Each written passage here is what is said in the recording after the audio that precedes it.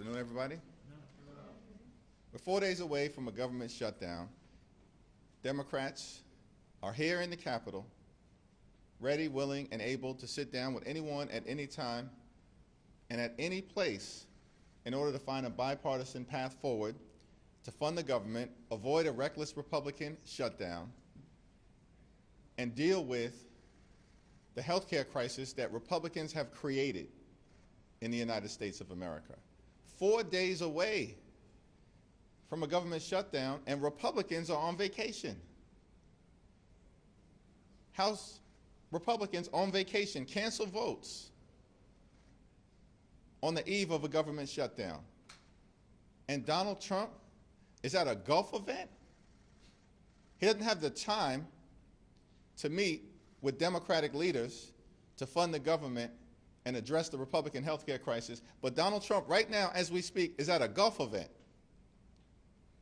It's outrageous. And why are they running out of town? It's because Republicans want to shut down the government. They want to continue to inflict pain on the American people, and they want to continue to gut the health care of everyday Americans. Democrats are not going to go along to get along. Our position is clear. Cancel the cuts, lower the costs, save health care. Questions? Mr. Leader, do you feel that when people start to get notices from their health insurance companies in early October, if a shutdown were to drag on for a few days, that starts to work in your favor? In other words, the idea that it's not so much about the shutdown, but if the government is closed and they start to get these notices in October that your premiums are going to go up through the roof later in the year, that's what turns the table. One of the reasons why our fight for the American people is so urgent right now is because over the next few weeks, tens of millions of Americans are going to get notices indicating their premiums, copays, and deductibles are increasing dramatically because of the Republican refusal to extend the tax credits connected to the Affordable Care Act. Was there politics in the idea that was an estimation? We're fighting for the health care of the American people, period, full stop. Our position has been very clear, 8 words. Cancel the cuts, lower the costs, save health care. And part of that fight relates to the Affordable Care Act. Part of that fight relates to dealing with the Republicans' cut to Medicaid, the largest cut to Medicaid in American history. Part of that fight relates to preventing a $536 billion cut to Medicare that will occur at the end of this year because of what Republicans did in the one big ugly bill if Congress doesn't act. Part of our fight relates to the fact that Republicans are closing hospitals, nursing homes, and community-based health clinics all across the country, including in rural America right now. And part of that fight also relates to the fact that Republicans have effectively shut down spending on medical research in the United States of America. People are going to die. Cures for cancer and other terminal illnesses that were within reach are now being abandoned. This is like an unprecedented Republican assault on the health care of the American people, and Democrats are standing on the side of the American people. Leader Jeffries. Mike. President Trump said yesterday that he wanted to use some of the tariff revenue to pay for farm aid. A lot of farmers across the nation are struggling. Is that something that you think should be part of these conversations, or are you still just strictly focused on the health care priorities that you've mentioned throughout the week? We're focused on the health care of the American people. We also are focused on lowering the high cost of living. The Trump tariffs are raising costs by thousands of dollars per year on everyday Americans. America is already too expensive. Donald Trump promised to lower costs on day one. Costs aren't going down, they're going up. Inflation's going up. Electricity prices going up. Grocery prices going up. Housing prices going up. And now healthcare prices on the verge of increasing by thousands of dollars per year, if not tens of thousands of dollars per year for millions of Americans. So fighting to lower the high cost of living is, of course, our fight. It has been our fight. It is our fight. It will continue to be our fight. What is the off-ramp here? Is there a way to get to prevent the shutdown? And can I ask you also, the administration has talked about mass firing the federal workers if they do get into it, if there is a shutdown. What is your reaction to all that, and how would you prevent further harm? The administration has been engaged in the mass firing of federal workers since the beginning of the year. The beginning of the year. So the fact that they are threatening to do more of that simply relates to what they were already going to do and intending to do. And they want to use the smokescreen of a government shutdown caused by them to do more damage, particularly to the hardworking federal employees in Virginia. The voters of Virginia should hear us loudly and clearly. Donald Trump is trying to fire you, and you have the ability to do something about it on November 4th. In terms of the off-ramp, here's the off-ramp. Donald Trump, get back to Washington, D.C. Why are you at a golf event right now, and the government is 4 days away from closing? That's outrageous. And it speaks to the fact that these people, these extremists, they could care less about the health, the safety, and the economic well-being of the American people. They could care less. They're on vacation right now. I'm here in Washington, D.C., ready, willing, and able to sit down with any of them, anytime, any place. We were ready to go to the White House and have this discussion in front of the American people. Donald Trump backed out. Why did Donald Trump back out? Because their position is indefensible.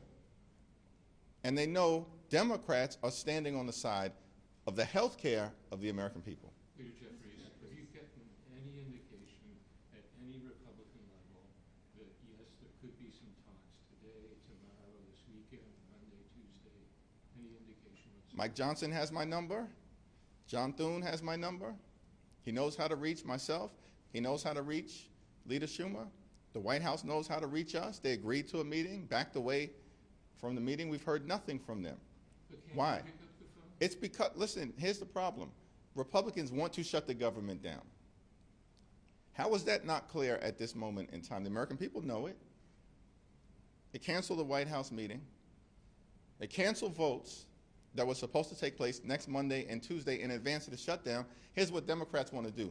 Cancel your cuts that have hurt the health care of the American people. Thank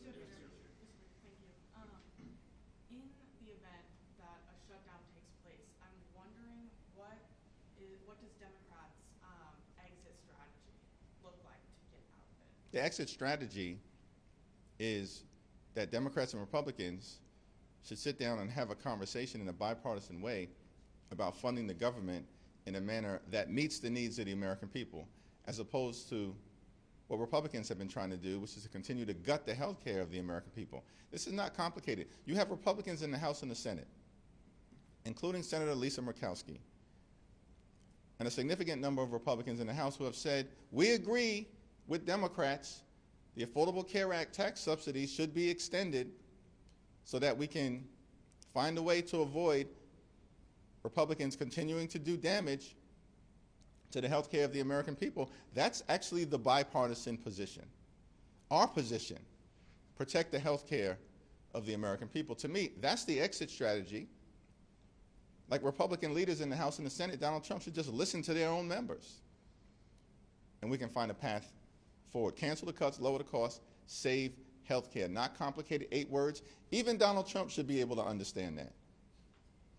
Stop lying to the American people about this, the that, and the other thing. You know that none of the things you're claiming we're demanding have anything to do with anything that Democrats have said.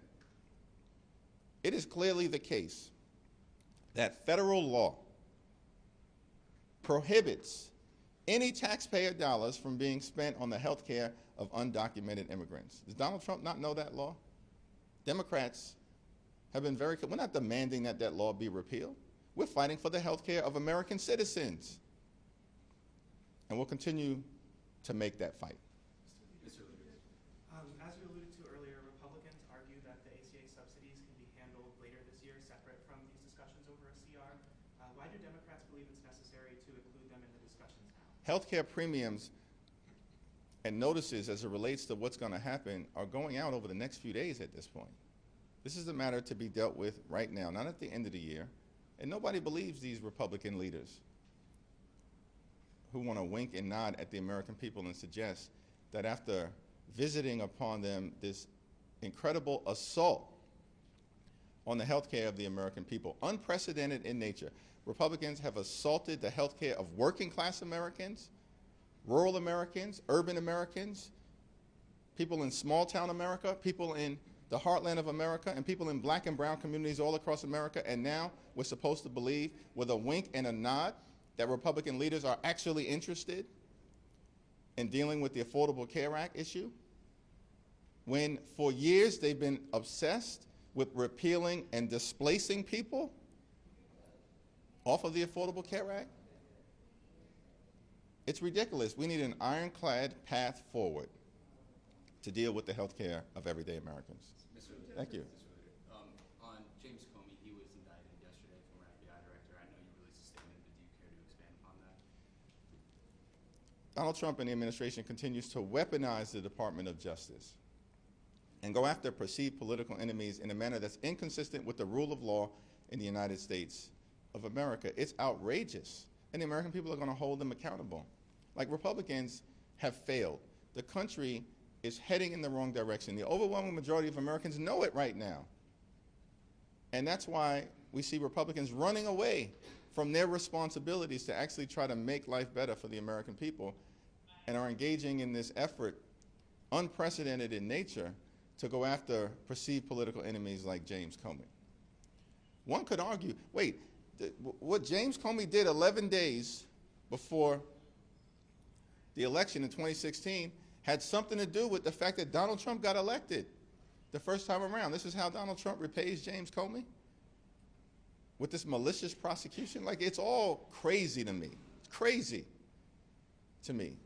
These charges are going to be dismissed. James Comey will win in court. But what it reflects is a broader attack on the rule of law that should frighten every single American, whether you're a Democrat, an independent, or a Republican. Leader Jeffries, we've seen another attack on an ICE facility over in Dallas, and this time it was fatal. And people, particularly Republicans, are saying that the rhetoric coming from Democrats is to be blamed, specifically because the attacker essentially mimicked a lot of people coming from your side of the aisle, and they're asking your side to dial it down or to at least address it. What is your response? I issued a statement on this issue, and it was very clear. In fact, it was a Democratic leadership statement. We condemn all instances of violence, whether it's political violence or ideologically motivated violence, whether it comes from either side of the ideological spectrum. The violence in America this year is out of control. And the president needs to bring the country together, not continue to use rhetoric that tears us apart. Bring us together like Ronald Reagan did. Bring us together like George W. Bush did, like Barack Obama, like Bill Clinton, like Democratic and Republican presidents have done. Why is that so complicated for this president to do? Instead, he's at the Ryder Cup. Quick follow-up. The ICE authorities, particularly the law enforcement, they are getting doxxed, specifically getting followed to their homes. Those who aren't wearing masks, such as the... Here's what the Department of Homeland Security did. Here's what the Department of Homeland Security did. Listen, it's my press conference. I'm going to answer the question. Here's what the Department of Homeland Security has done. The Department of Homeland Security put out a hit list directed at Democratic members of Congress, Democratic governors, and Democratic officials. It's a hit list saying to crazies all across the country, target these people. And so, no, we're not going to be lectured by the Department of Homeland Security. Take your hit list down. That's what they need to do. We are very clear.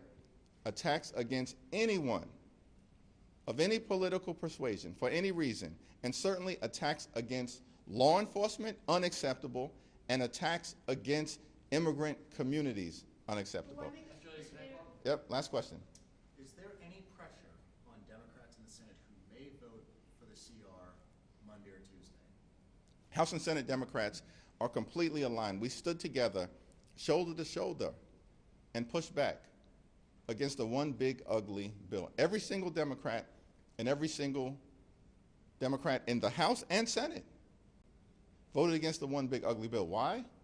Because it ripped away health care from the American people, stole food from the mouths of hungry children, and all of this was done by Republicans to enact massive tax breaks for their billionaire donors. Unacceptable. And what's going on right now is a continued attack on the health care of the American people. And Democrats in the House and the Senate are united in standing up for everyday Americans, standing up to push back against the Republican-created healthcare crisis. We are not down with their efforts to gut the healthcare of the American people. And we will continue to make clear our position: cancel the cuts, lower the costs, save healthcare. Thank you, everyone. Mr.